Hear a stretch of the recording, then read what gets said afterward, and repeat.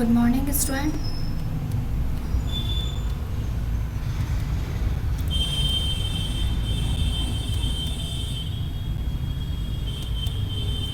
हमने last video में समास की व्युत्पत्ति, समास का अर्थ, डेफिनेशन और समास के भेदों के बारे में पढ़ा था, जिसमें हमने फर्स्ट जो भेद था अवयवी भाव समास, उसके कुछ एग्जाम्पल हमने कल कंप्लीट कर लिए थे लास्ट वीडियो में। आज हम अवयवी भाव समास का सेकंड अवयव ले रहे हैं उप। उपपद जो होता है, उप अवयव पद, इसका अर्थ होता है समीप अर्थ में। समीप का अर्थ है निकट, पास। और समीप अर्थ में नेक्स्ट इसी में लिखा है कि प्रथम पद में षष्ठी विभक्ति का प्रयोग होगा। जो उपपद है, जब हम समीपम पद लिखेंगे, समीपम के जस्ट आगे जो भी पद आएगा उसमें हम षष्ठी विभक्ति का प्रयोग करेंगे। तो यहाँ एग्जाम्पल के थ्रू आप देखिए, इसको समझिए। उपगंगम, गंगा पद आपका स्त्रीलिंग में है। कल ही आपको बताया था कि जो पद आपका समस्त पद बनेगा वो नपुंसकलिंग के एक वचन में बनेगा। तो यहाँ समस्त पद देखिए, गंगा स्त्रीवाचक पद था, लेकिन फिर भी यहाँ समस्त पद में किसके अकॉर्डिंग बना है? नपुंसकलिंग के अकॉर्डिंग। तो गंगम पद बना है। उपगंगम, इसका समास विग्रह किया गया है गंगायाः समीपम, अर्थात गंगा के निकट, गंगा के पास। उप का अर्थ समीप अर्थ बताया है। अब यहाँ गंगम पद में मैंने यहाँ ऊपर जस्ट लिखा हुआ है कि षष्ठी विभक्ति में प्रयोग होना है, मतलब समीपम पद के जस्ट पहले जो आप पद लिखोगे उसमें आप षष्ठी विभक्ति का प्रयोग करोगे। तो लता के अकॉर्डिंग षष्ठी विभक्ति एक वचन में क्या रूप बनता है? लतायाः। उसी तरह से गंगा शब्द में षष्ठी विभक्ति का रूप बना है गंगायाः समीपम, गंगा के समीप। नेक्स्ट एग्जाम्पल देखिए आप, उपनदी। आपको कल ही लास्ट वीडियो में मैंने एक्सप्लेन किया था कि जो दीर्घ स्वर होगा वो ह्रस्व में परिवर्तित हो जाएगा। उसका आज एग्जाम्पल आपके सामने है कि उपनदी, नदी में दीर्घ ई की मात्रा आती है, लेकिन यहाँ जो समस्त पद बना है उस समस्त पद में दीर्घ ई के स्थान पर ह्रस्व ई का प्रयोग हुआ है। ठीक है, तो अब यहाँ नदी शब्द स्त्रीलिंग के अकॉर्डिंग चलता है। नदी की षष्ठी विभक्ति एक वचन में रूप बनता है नद्याः। तो यहाँ इसका समास विग्रह होगा नद्याः समीपम, नदी के समीप, अर्थात नदी के निकट। उपकृष्णम, उपकृष्णम, इसका यहाँ समास विग्रह क्या होगा? कृष्ण के समीप। तो कृष्ण के में षष्ठी विभक्ति आ रही है, तो यहाँ पर कृष्णस्य समीपम, रामस्य के अकॉर्डिंग चलेंगे, पुल्लिंग के अकॉर्डिंग, तो रामस्य समीपम। इसी तरह से कृष्णस्य समीपम। नेक्स्ट एग्जाम्पल देखिए आप, उपनगरम। उपनगरम का समास विग्रह होगा आपके नगरस्य समीपम। ये हमने उप जो अवयव था, उप के हमारे एग्जाम्पल कंप्लीट हो गए। नेक्स्ट आप अवयव देखिए, अनु। अनु अवयव के दो अर्थ हैं।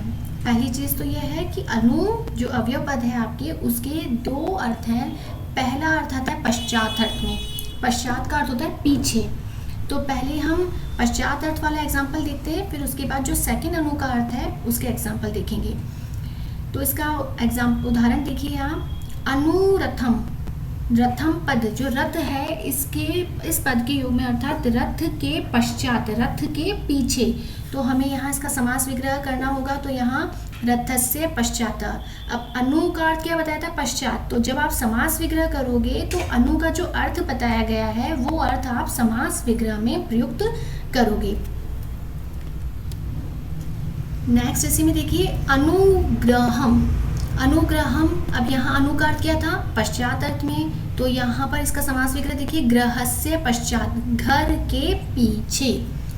नेक्स्ट एग्जाम्पल देखिए, अनुजनकम। जनकम का अर्थ क्या होता है? जनक मीन्स पिता। तो इसका समास विग्रह देखिए आप, जनकस्य पश्चातः। अभी आपको बताया है कि अनु के दो अर्थ होते हैं। एक पश्चात अर्थ में हमने पश्चात के कुछ एग्जाम्पल देखे हैं, जैसे अनुरथम, अनुग्रहम, अनुजनकम। अब हम अनु का जो द्वितीय अर्थ होता है योग्य अर्थ के अंदर, अर्थात योग्यता बताने में, योग्य बताने के अर्थ में अनु का दूसरा अर्थ लिया जाता है। तो इसका पहला एग्जाम्पल देखिए आप, अनुगुणम। यहाँ पर इसका समास विग्रह होगा गुणानाम योग्यम, गुणों के योग्य। अब आप यहाँ देख रहे हैं कि गुणानाम, यहाँ मैंने षष्ठी बहुवचन का प्रयोग किया है।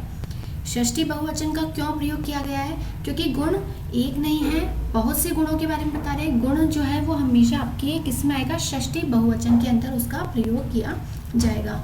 तो यहाँ गुणानाम, रामानाम के अकॉर्डिंग गुणानाम योग्यम।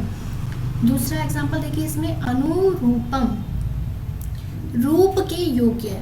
इसका अर्थ क्या हो रहा है? रूप के योग्य। तो इसका समास विग्रह देखिए यहाँ पर आप, रूपस्य योग्यम, रूप के योग्य।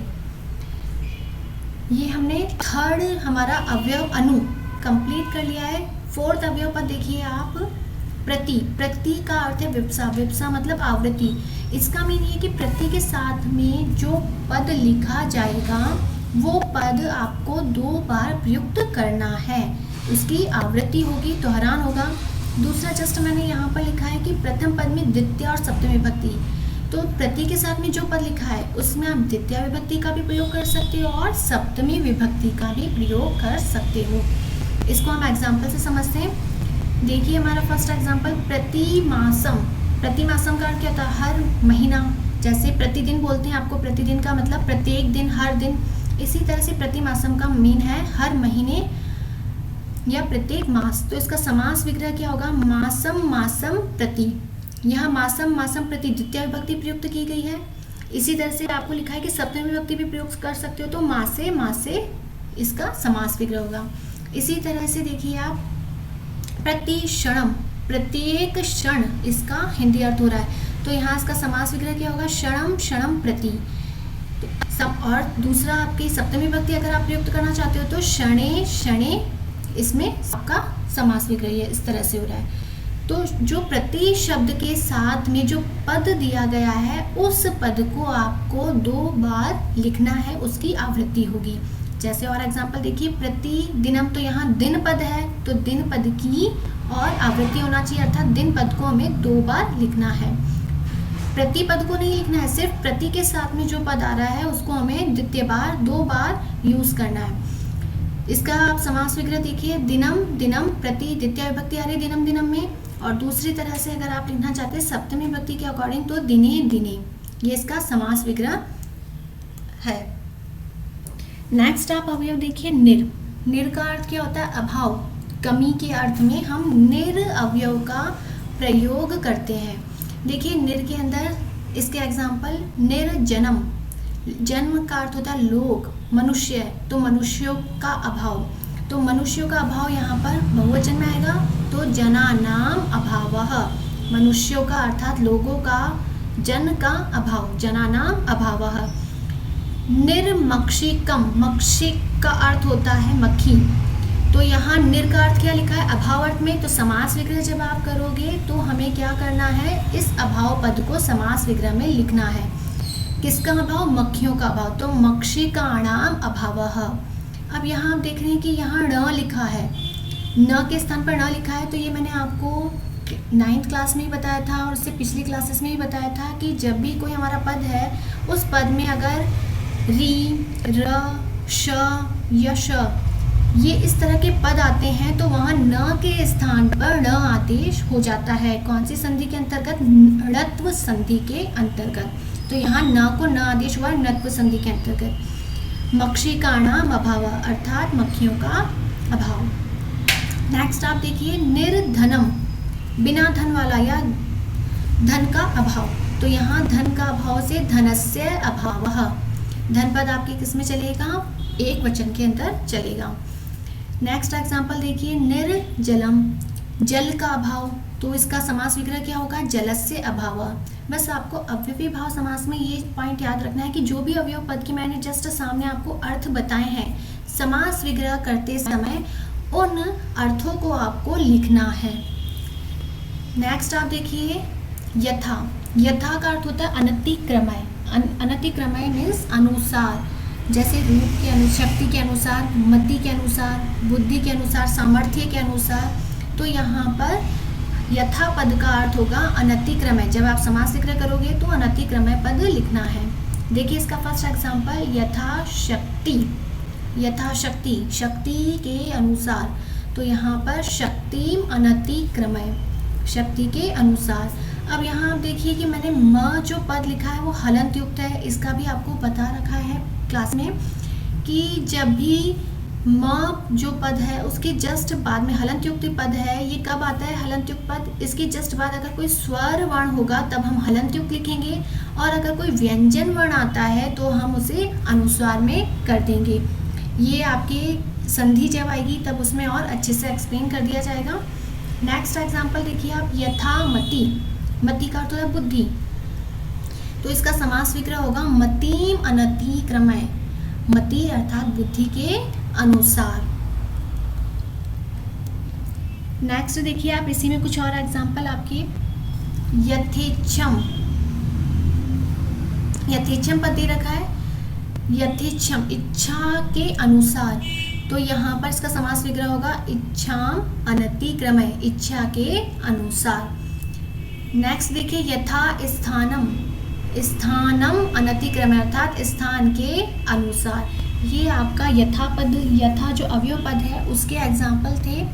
अब आप इसमें और देखिए अवयव में दुर। दुर का अर्थ है व्यर्थी। व्यर्थी का अर्थ है नाश करना, समाप्त करना। तो जब हम दुर के जो भी हमारे समास पद से संबंधित उदाहरण आएंगे तो हम जब उनका समास विग्रह करेंगे तो व्यर्थी पद को लिखेंगे। इसमें फर्स्ट एग्जाम्पल देखिए आप, जैसे दुर हिंसकम। हिंसक, हिंसकों का नाश, तो हिंसक का नाम व्यर्थी। हिंसकों का नाश या हिंसकों की समाप्ति, आप दोनों अर्थ ले सकते हो। तो हमें जब हमने ये हिंसक पद लिया है, इसके जस्ट बाद क्या लिखा है, दुर का अर्थ लिखा है। दुर का अर्थ क्या है, व्यर्थी, तो व्यर्थी हमने वहाँ लिखा है। नेक्स्ट एग्जाम्पल देखिए आप, दुष्पापी। पापियों का नाश, तो पापी नाम व्यर्थी, पापियों का नाश। ये हमारे आज अवयव पद के कुछ अवयव थे जिससे रिलेटेड हमने सारा एग्जाम्पल कंप्लीट कर लिए। लेकिन एक और पॉइंट इसके अंदर है, एक नोट है कि जब नदीवाचक शब्दों के साथ संख्यावाची शब्दों के होने पर अवयवी भाव समास होता है। अगर कोई नदियां हैं जैसे गंगा, यमुना, सरस्वती, इन नदियों के नाम से पहले कोई काउंटेबल संख्यावाची पद आता है जैसे 7, 8, सप्त, अष्ट, द्वि, पंच, तो वहाँ पर हमारा जो समास होगा वो अवयवी भाव समास होता है। समास विग्रह हम उसका किसके अकॉर्डिंग करेंगे, द्विगु समास के अकॉर्डिंग करेंगे, लेकिन उस समास का नाम हमें अवयवी भाव समास लिखना है। मैं वापस रिपीट कर रही हूँ इस पॉइंट को कि जब भी नदियों के नाम से पूर्व, नदियों के नाम जैसे गंगा है, यमुना, सरस्वती, कावेरी, इन नदियों के नाम से पूर्व अगर कोई संख्यावाची शब्द आता है, कोई संख्यावाची पद आता है जैसे सप्त, अष्ट, 9, 10, तो वहाँ पर अवयवी भाव समास होता है। उस समास का नाम तो आप अवयवी भाव समास लिखोगे, लेकिन समास का जो विग्रह होगा वो आपको द्विगु समास के अंतर्गत करना है। जैसे फर्स्ट एग्जांपल देखिए आप, सप्त गंगम, 7 गंगाओं का समूह। तो गंगा नदी का नाम है, तो सप्ता नाम गंगा नाम समाहारः इति, ये जो विग्रह था ये किसके अकॉर्डिंग था, आपके द्विगु समास के अकॉर्डिंग है। लेकिन समास का नाम आपको क्या लिखना है, अवयवी भाव। अगर एग्जाम में आता है आपका सप्तगंगम पद आता है तो आप विग्रह सप्ता नाम गंगा नाम समाहारः लिखेंगे, लेकिन उस समास का नाम क्या लिखना है आपको, अवयवी भाव समास। नेक्स्ट देखिए आप, द्वियमुनम, 2 यमुनाओं का संगम या उनका योग। तो इसमें समास विग्रह होगा द्वयोः यमुनयोः समाहारः इति, 2 यमुनाओं का योग या संगम। ये अवयवी भाव समास में आपका एक नोट था जो नदीवाचक शब्दों के साथ में है। और समास का नाम कौन सा लिखना है आपको, अवयवी भाव समास। ठीक है स्टूडेंट, आज हमने अवयवी भाव समास के सारे एग्जाम्पल जो अवयव पद थे उन सबको कंप्लीट कर लिया है। आज हमारा अवयवी भाव समास जो टॉपिक है वो कंप्लीट हो चुका है। अब आपको होमवर्क में यही है कि जो मैंने आज अवयवी भाव समास में एग्जाम्पल आपको पढ़ाए हैं, एज इट इज़ आपको संस्कृत ग्रामर की नोटबुक में उन एग्जाम्पल्स को लिखना है। Okay student, thank you.